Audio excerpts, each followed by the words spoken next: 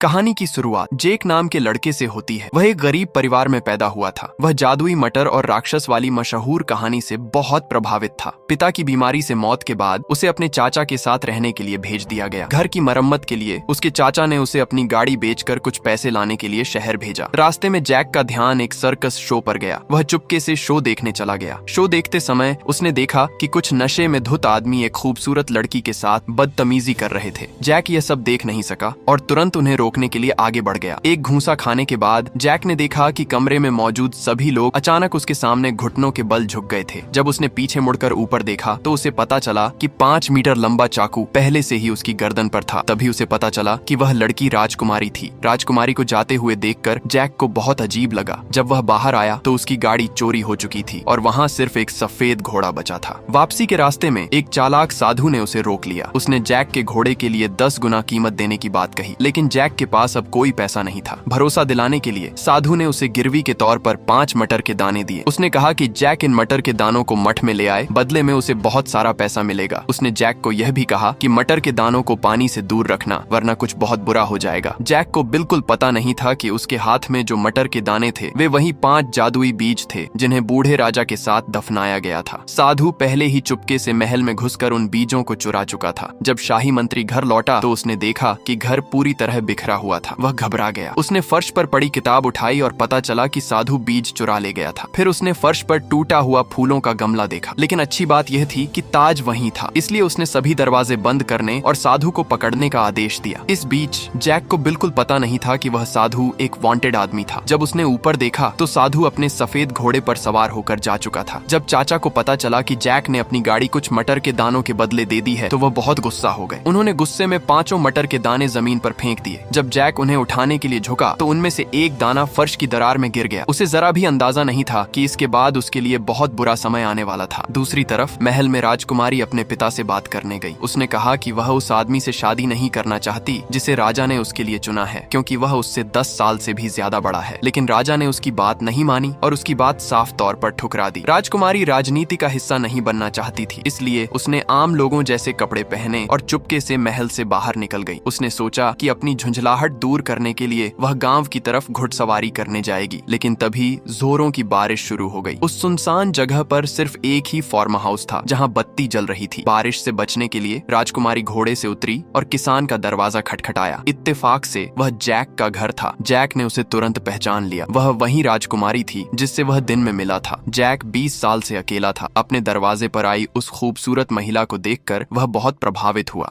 वह इतना खुश था कि उसे पता ही नहीं चला कि उसके घर के साथ बहुत बड़ा हादसा होने वाला है। उसी समय छत से टपकता बारिश का पानी दरारों से होकर नीचे रखी बीन्स पर गिरने लगा। पानी लगते ही बीन्स में जल्दी जड़ें निकल आईं और वे अंकुरित हो गईं। अगले ही पल पूरा घर जोर जोर से हिलने लगा। एक बहुत बड़ी बेल अचानक घर को तोड़ते हुए तेजी से ऊपर बढ़ने लगी। उसी समय गिरी हुई मेज के नीचे दबने की वजह से राजकुमारी हिल भी नहीं पा रही थी। जैक उसे बचाने के लिए दौड़ा, लेकिन तभी घर के अंदर से एक और बेल बाहर निकल आई। बेल ने पूरे घर और राजकुमारी को हवा में उठा लिया। जैक ने सही समय पर घर को पकड़ लिया, लेकिन राजकुमारी को बचाने में बहुत देर हो चुकी थी। घर जमीन से हजारों मीटर ऊपर जा चुका था। राजकुमारी ने दरवाजा खोलकर जैक को अंदर खींचने की कोशिश की, लेकिन तभी उसके पैरों के नीचे की लकड़ी की तख्तियां अचानक टूट गईं और जैक लगभग नीचे गिर गया। गिरते समय बेल की हरी पत्तियों ने उसकी रफ्तार कम कर दी और वह सुरक्षित जमीन पर उतर आया। अगले दिन जब जैक की आंख खुली तो राजा गार्डों की पूरी सेना के साथ उसकी जान लेने आया। जैक ने राजा को पिछली रात की पूरी बात बता दी। तभी उन्हें अपने ऊपर एक बहुत बड़ी बेल दिखाई दी। अपनी बेटी को ढूंढने के लिए राजा ने तुरंत एक बेहतरीन क्लाइंबिंग टीम बुलाई। उन्हें राजकुमारी को बचाने के लिए बेल के सबसे ऊपर तक चढ़ने का आदेश दिया गया और क्योंकि जैक ही इस घटना का अकेला गवाह था, उसने भी उनके साथ जाने का फैसला किया। वे दिन से लेकर देर रात तक चढ़ते रहे, लेकिन उन्हें बेल का आखिरी सिरा दिखाई नहीं दिया। इस दौरान उनके ऊपर तूफान और बिजली मंडरा रहे थे। टीम के कुछ लोग ज्यादा देर तक नहीं टिक पाए। वजन कम करने के लिए उन्होंने अपनी सुरक्षा रस्सियां काट दी जिनसे वे एक दूसरे से जुड़े हुए थे और नीचे मौजूद बदकिस्मत सैनिक हवा में ही अपनी जान गंवा बैठे। बहुत मेहनत के बाद वे आखिरकार ऊपर पहुंच गए। वहां उन्होंने बादलों के बीच हवा में लटका हुआ एक द्वीप देखा। उस समय उन्हें बिल्कुल पता नहीं था कि यह दैत्यों का मशहूर इलाका था। बाहर निकलते समय राजकुमारी के मंगेतर रॉड्रिक ने अचानक चाकू निकालकर जैक को रोक लिया। उसे लगा कि बाकी बीन्स जरूर जैक ने अपने शरीर पर कहीं छिपा रखी होंगी। अपनी जान बचाने के लिए जैक को वे बीन्स उसे देनी ही पड़ी। रॉड्रिक ने जैक से कहा कि वह इस बात के बारे में किसी को न बताए, लेकिन उनके जाने के बाद पता चला कि जैक ने सारी जादुई बीन्स रॉड्रिक को नहीं दी थी। उसने एक बीन्स चुपके से अपने गले के हार में छिपा ली। वे राजकुमारी के छोड़े हुए निशानों का पीछा करते हुए जंगल में काफी दूर तक गए। वहाँ अचानक उन्हें भेड़ों का एक झुंड दिखाई दिया। भूखे जैक और एक दूसरे आदमी ने तुरंत भेड़ों को पकड़ने की कोशिश की, लेकिन दोनों एक जाल में फंस गए। तभी पहाड़ी की छोटी से एक बहुत बड़ी चट्टान तेजी से नीचे गिरी और दोनों हवा में लटक गए। दोनों आदमियों ने अपने खंजर निकाले और जल्दी से रस्सी काट दी। कैप्टन एलमोंट उन्हें बचा रहा था। तभी उसने कुछ अजीब देखा। बहुत सारे कौवे डरकर जंगल से बाहर भाग रहे थे। उसी समय जाल में फंसे दोनों आदमी आखिरकार आजाद हो गए, लेकिन अब एक नया और अनजान खतरा उनके सामने था। डरी हुई टीम पेड़ों के पीछे छिपने के लिए भागी। तभी दूर से एक बहुत बड़ा पैर धीरे धीरे उनकी तरफ बढ़ता दिखाई दिया। जैक के पास छिपने का समय नहीं था, इसलिए वह पानी में छिप गया। सबने अपनी सांस रोक ली और किसी ने भी आवाज करने की हिम्मत नहीं की। जाल देखने के लिए दैत्य झील में उतर आया। पानी के अंदर छिपे जैक ने देखा कि दैत्य ने एक भेड़ को अपने मुंह में डाल लिया था। टीम के एक आदमी ने देखने के लिए अपना सिर घुमा दिया। इससे दैत्य को उनकी मौजूदगी का पता चल गया। जब वह दोबारा मुड़ा तो दैत्य एक बहुत बड़ा पेड़ उखाड़ चुका था। डरा हुआ सिपाही घबराकर भागने लगा, लेकिन उसके पीछे मौजूद दैत्य ने सिर्फ 3 कदमों में उसे पकड़ लिया और एक थप्पड़ मारकर बेहोश कर दिया। 1000 सालों में पहली बार दैत्य को कोई इंसान मिला था। वह अपने विशाल शरीर के साथ नीचे झुका, अपनी बड़ी आंखों से उसे देखा और अपनी बड़ी नाक से उसकी गंध सूंघी। फिर दैत्य ने उसे उठाया और स्वादिष्ट खाना खाने के लिए अपना मुंह खोल लिया। तभी एलमोंट उसे बचाने के लिए पहुंच गया। उसने दैत्य के पैरों पर तलवार से वार किया, लेकिन दैत्य ने उसे लात मारकर बहुत दूर फेंक दिया। उस वार का दैत्य पर बस इतना असर हुआ जैसे उसे हल्की सी खुजली हुई हो। दैत्य इस बात से खुश था कि इंसान खुद चलकर उसके पास आया था, इसलिए वह अपने साथियों को दिखाने के लिए उसे अपनी मांद में ले जाने की तैयारी करने लगा। किस्मत से जैक पानी के नीचे छिपकर वहां से भागने में कामयाब हो गया। जैक चुपचाप दैत्य के पीछे चलने लगा ताकि उसे अपनी टीम को बचाने का मौका मिल सके। जब वह घने जंगल से निकलकर खुले इलाके में पहुंचा तो उसे पता चला कि यही दैत्यों का मशहूर द्वीप था। टीम के बाकी 3 लोग जो सबसे अलग हो गए थे, उनमें से 2 लोग राजा की गद्दी हथियाने की योजना बना रहे थे। इसीलिए रॉड्रिक ने झूठ बोला कि उसने राजकुमारी को देखा है। उसने अपने आदमियों से चट्टान के पास आकर देखने को कहा। जब सैनिकों का ध्यान दूसरी तरफ था तो रॉड्रिक ने पीछे से उसे एक हाथ से धक्का दे दिया। वह चट्टान से नीचे गिर गया।